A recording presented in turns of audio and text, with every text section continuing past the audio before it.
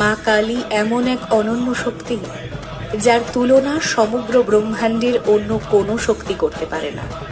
ব্রহ্মাণ্ডের সমস্ত প্রাণী, দেব দেবী, শুভ অশুভ শক্তি সকলেই মহাকালীর সেবায় উপস্থিত থাকেন।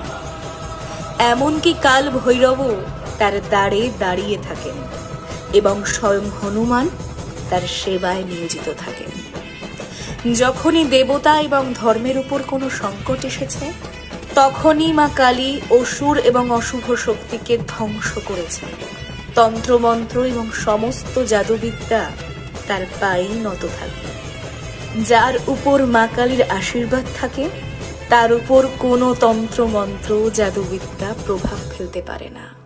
তাই সকলে মা কালীর উপর বিশ্বাস রাখুন। সকলে বলুন, জয় মা শ্যামসুন্দরীর জয়।